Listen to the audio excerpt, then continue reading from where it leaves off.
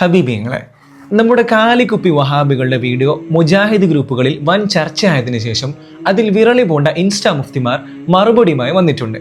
നമുക്കതൊന്ന് കണ്ടു നോക്കാം. ഞാൻ ഈ വീഡിയോയിലൂടെ സമസ്തക്കുള്ളിലെ വിഭാഗങ്ങളെയും ഇതുപോലെ കുപ്പികളാക്കി വീഡിയോ ചെയ്യാൻ വേണ്ടിയിട്ടായിരുന്നു ഞാൻ വിചാരിച്ചത്.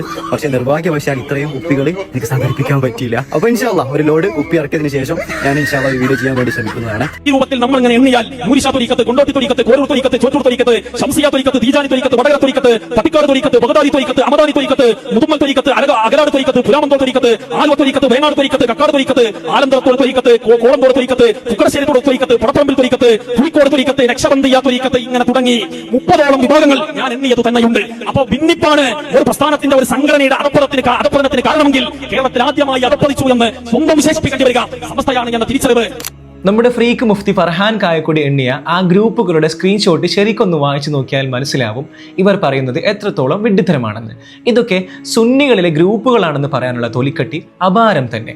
ഇവരുടെ വിവരം ഇത്രയാണെങ്കിൽ ആ വീഡിയോയുടെ താഴെ പോയി തിജ്ജ് കമന്റ് ഇടുന്ന ഫാൻസുകളുടെ നിലവാരം എത്രയാണെന്ന് പ്രത്യേകം പറയേണ്ടതില്ലല്ലോ.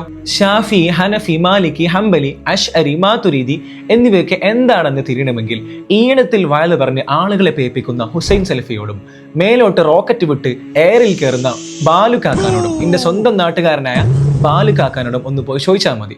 അവര് പറഞ്ഞു തരും സുന്നികളിലെ ഗ്രൂപ്പുകൾ എന്താണ്, ആത്മീയ സരണികൾ എന്താണ്, മദ്ഹബുകൾ എന്താണ് എന്നൊക്കെ. പിന്നെ ഒരു കാര്യം, സമസ്തയിൽ സംഘടനാ അഭിപ്രായ വ്യത്യാസങ്ങൾ കാരണം ഗ്രൂപ്പുകളും അതിന്റെ പേരിൽ തർക്കങ്ങളും ഉണ്ടായിട്ടുണ്ട്. എന്നാൽ തൗഹീദിന്റെയും ആദർശത്തിന്റെയും കാര്യത്തിൽ ഞങ്ങൾ ഒറ്റക്കെട്ടാണ്.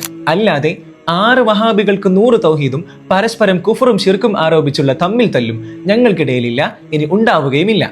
ഇതൊന്നും എന്റെ ഇൻസ്റ്റാ കുഞ്ഞാപ്പുമാർക്ക് തിരിയാനുള്ള പ്രായമായിട്ടില്ല.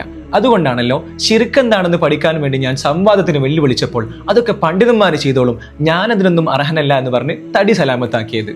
അതൊന്നൊക്കെ എന്ത് മനസ്സിലായി? ഇങ്ങളെ കൊണ്ടതൊന്നും കൂട്ടിയാൻ കൂടൂല. അതുകൊണ്ട് ഒരു കാര്യത്തിനും കൂടി ഞാൻ നിങ്ങളെ വെല്ലുവിളിക്കാണ്.